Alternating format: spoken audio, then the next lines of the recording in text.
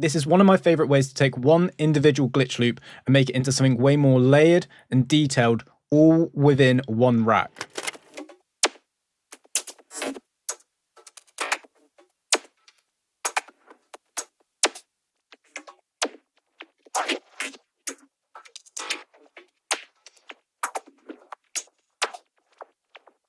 So now you've seen the before and after, let me show you how to do it.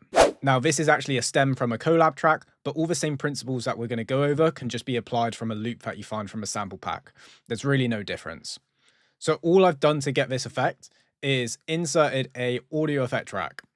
Now an audio effect track can do multiple things, but one of my favorite things to use it for is the chain feature, which is this one down here. So the very bottom circle with a few little lines on it.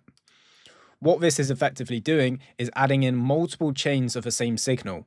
You can almost think of it as a send and return setup, but just on the channel that you place it on. So super useful. And we can insert multiple chains by just coming down to here, right clicking, create chain.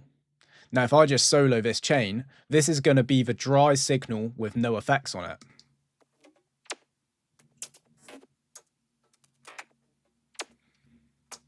Still sounds good, but I wanted to add a bit more character to it. So then I've gone down, as you can see through here, and added different effects to it. So starting off with filter phaser.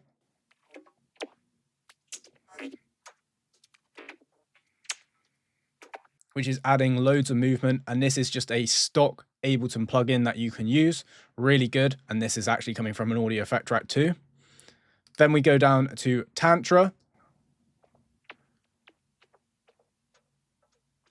So that's helping make some more wet, delayed glitches in the background. And then I've got Vocal Fun, which is a great beat repeat setting for stock Ableton users to get that glitchy effect, but you could also use Glitch 2 or Effectrix if that's what you was after. So now I'm getting these nice stutters and glitches in the sound.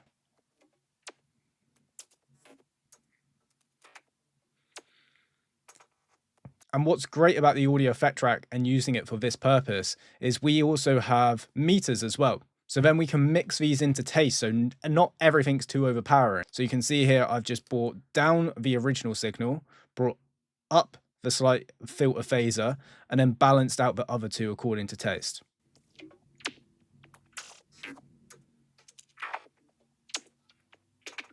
And you get such a unique and interesting effect compared to this one here. So let's just go over it and put it into practice. So I'm going to go insert an audio channel. I will go and grab some kind of glitch loop. Let's use that one first time. We'll duplicate that across, and then we'll insert an audio effect track. So we'll go up to our audio effects, audio effect track, click on there, create a chain. Now we can call this one main. So we won't affect this one at all. We'll just leave it as it is. Let's duplicate this one, and let's go and maybe put a pitch shifting plugin on it. So we could go and grab something like Little Alter Boy or any equivalent to it. Put it on that chain, solo it so we can actually hear what we're doing just on this individual chain. Because remember, if I have that, I actually hear the main signal as well. So solo.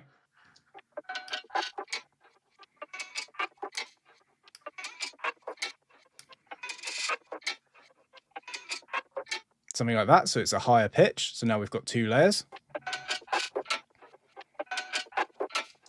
Already sounds way more interesting. Balance it out. And then we can rename this one, call this shifted. We could create another chain. Why not try a phaser? So this one's by waves called the Enigma Stereo. So same principle again, solo this so we can hear what we're doing.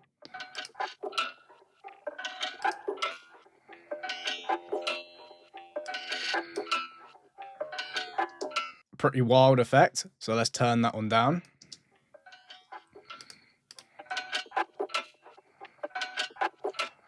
Really unique. And what we could also do is play around with the stereo imaging. So where it says C, that's our imaging, so we can go left and right.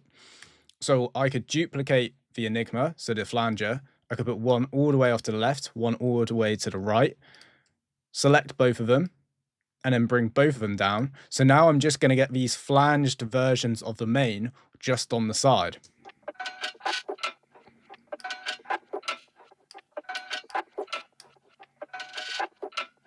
Very unique, and you can just keep on going and going and going, and it's such an easy way to grab a sound or a loop, put your own spin on it, or to emphasize maybe your whole group. We could have done this on the whole group itself across the perks, manipulated it, bounced that down to audio, or just left it running, and then boom, you've added the extra little bit of depth into your track, bit of unique character with so much ease and less effort than doing it all manually on separate channels and chopping things out. So I hope you found this quick video useful. Make sure to check out the other audio effect rack videos as well to see how I can use it on vocal manipulation and in mixing as well. So I'll see you in those videos.